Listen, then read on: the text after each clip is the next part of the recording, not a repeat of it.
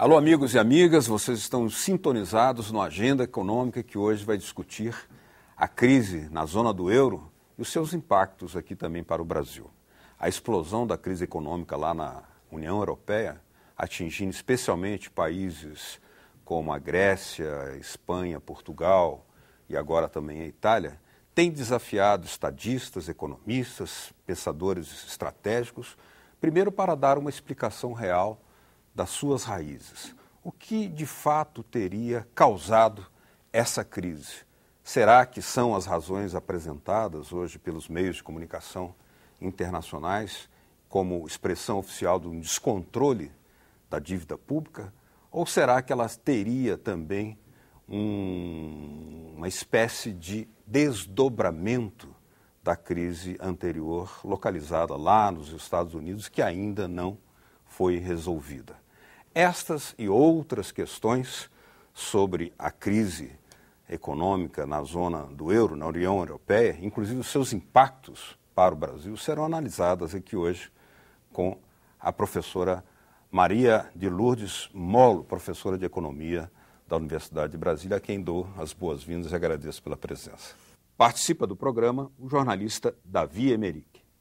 Professora, a crise vem sendo tratada especificamente como descontrole da dívida pública e em relação aos seus respectivos, de cada país, né, produtos internos brutos. Será que esta explicação fundamental é realmente a verdadeira, ou será que a crise que atinge a Europa agora é um desdobramento daquela crise lá dos Estados Unidos? Afinal, qual é a raiz dessa crise na zona do euro? Veja só, a raiz da crise é a mesma dos Estados Unidos e nós tivemos oportunidade de falar aqui há um tempo atrás, quando a crise financeira de 2007 e 2008 se iniciou. Naquela ocasião, eu cheguei a comentar que o que provocava aquela crise era um predomínio da finança relativamente à economia real, que tinha se desenvolvido ao longo dos anos no mundo inteiro em função da articulação entre os vários países. Era o chamado desenvolvimento do capital fictício ou a financiarização das economias, como mais modernamente as pessoas têm se referido a isso. E esse predomínio é um predomínio que foi estimulado pela abertura que ligou os mercados de crédito do mundo inteiro e, ao mesmo tempo, quando ele se interrompeu, ele gerou uma crise que se espalhou pelo mundo todo, em particular Estados Unidos e Europa, porque lá que estavam os grandes centros financeiros que recebiam a maior parte dos capitais financiarizados.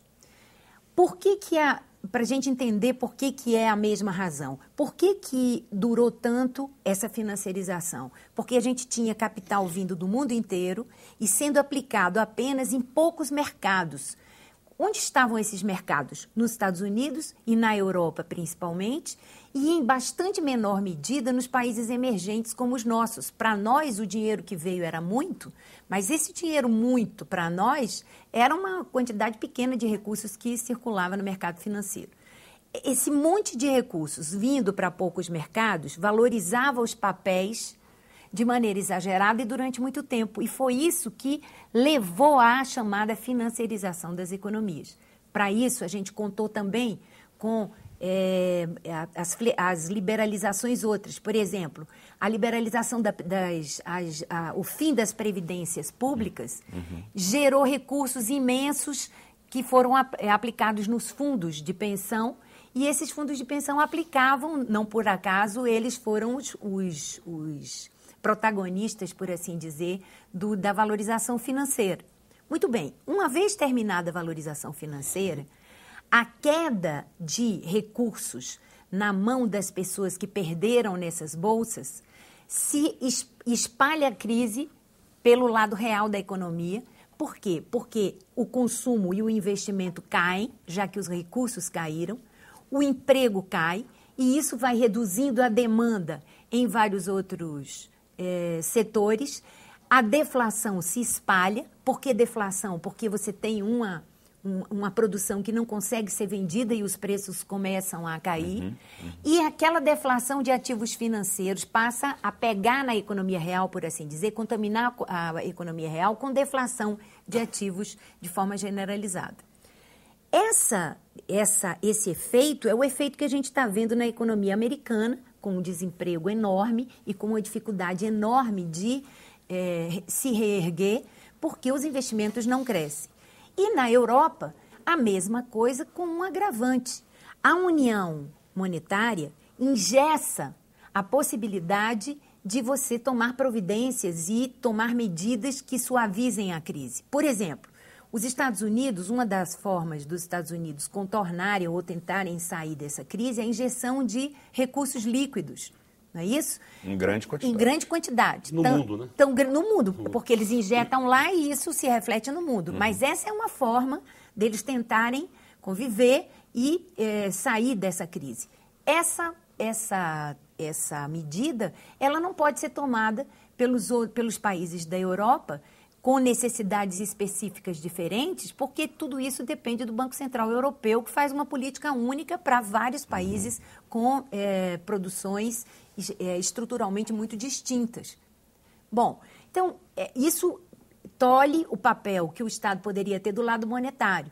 Do lado fiscal, o que está tolhendo o papel dos Estados nacionais é também a União Monetária em dois sentidos. Primeiro, no sentido de que a União é uma união neoliberal que exige disciplinas monetárias coerentes com as necessidades eventuais da Alemanha, mas que não comportam as dificuldades estruturais de países como Grécia, Portugal e Espanha.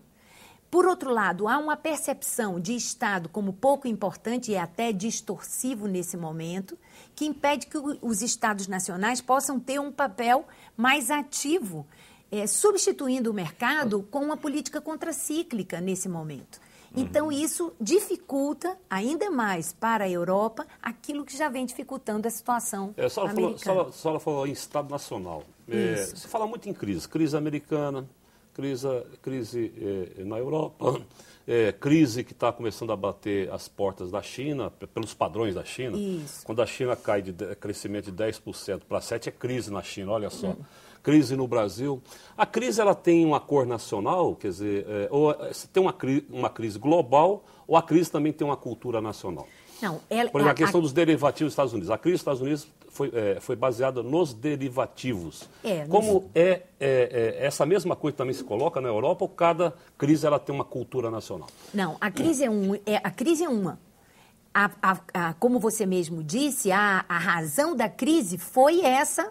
O que você está dizendo, foram os derivativos, foram sim os ativos financeiros se valorizando mais que proporcionalmente à valorização da produção real, por assim dizer. Tá? Agora, que é o que a gente chama de financiarização. Mas o impacto que isso tem nos diversos países é diferenciado. Por que ela chama mais atenção nos Estados Unidos e na Europa? Ela chama mais atenção porque era lá, como eu disse, que a maior parte da valorização financeira ou fictícia se dava. E agora, ela é uma crise mundial? Porque ela atinge os vários países na proporção em que esses países têm ligações com o exterior e dependem do exterior. O mundo, sobretudo no mundo ligado, como é o mundo da globalização financeira. Agora, já estava ligado. Ocorre uma situação aí, professora, que é a seguinte. Exatamente na Europa foi onde ocorreu um processo importante de desenvolvimento econômico, da infraestrutura, da tecnologia, dos direitos sociais, o estado do bem-estar, a expansão do mercado interno, que são questões, as políticas públicas sociais muito avançadas, que não estão sendo colocadas na mesa como parte da solução desse problema. Pelo contrário, está se remetendo apenas a corte daquilo que foi conquistado no pós-guerra, seja o desenvolvimento econômico, seja o desenvolvimento social. Isso não aponta para um agravamento ao invés de solução? Com certeza. Na verdade, se está querendo mais do mesmo, no sentido de que há uma percepção que ainda domina, apesar da crise, de que o mercado consegue regular e quanto mais mercado se der, melhor as coisas vão funcionar. Na verdade, essa não é a posição, não é a minha posição e não é a posição da heterodoxia, e era de se esperar que essa posição tivesse se enfraquecido, já que foi exatamente a liberalização ajudou a crise a acontecer, mas ela continua dominando.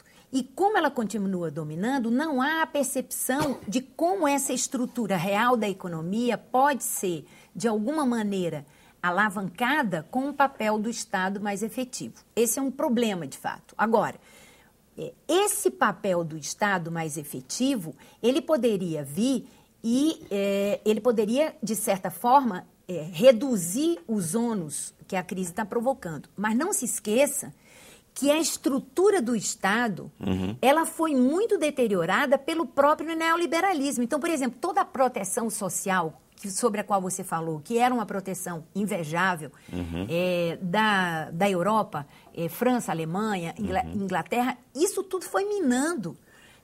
Não por acaso aquelas greves da Previdência e tal, com o andar das políticas neoliberais. Então, eles hoje têm que remontar. Mas como remontar se continua dominando o pensamento neoliberal? Onde é que a gente vê essa dominação? Na hora que se diz que o culpado pela crise, isso é reproduzido pela mídia de uma maneira geral, que o culpado pela crise é a dívida desses países. O próprio Krugman, que é insuspeito porque é alguém do mainstream ou da corrente dominante, vem dizendo nos artigos que ele vem escrevendo que a dívida é uma consequência da crise e não o que provocou a crise que a gente está vivendo. E isso não é divulgado com a mesma velocidade que seria necessária para convencer as pessoas que têm poder político nessa mesa de negociações a, de fato, conseguirem propor mudanças fundamentais. Então, é mais do mesmo nesse sentido. As políticas que aí estão, as pessoas estão preocupadas com a inflação, as contenções todas são contenções preocupadas com a inflação. Nós temos uma crise deflacionária. Então, não faz sentido nenhum esse tipo de preocupação. É claro que esse tipo de preocupação tem a ver com as percepções teóricas ortodoxas que acham que o Estado é desestabilizador porque ele tem um viés inflacionário. Há uma percepção dessas, do ponto de vista da ortodoxia, que sustenta ou lastreia toda essa discussão prática de política econômica que a gente vê nos jornais. A posição heterodoxa é completamente contrária a essa. O Estado não é o culpado da inflação. A inflação não é necessariamente uma inflação com causas monetárias. E ele tem um papel efetivo estimulando a economia do ponto de vista monetário e do ponto de vista fiscal. Sem dúvida nenhuma, as dívidas que aí estão dificultam o papel do Estado. Eu não acho que não dificultam, mas elas não são a causa.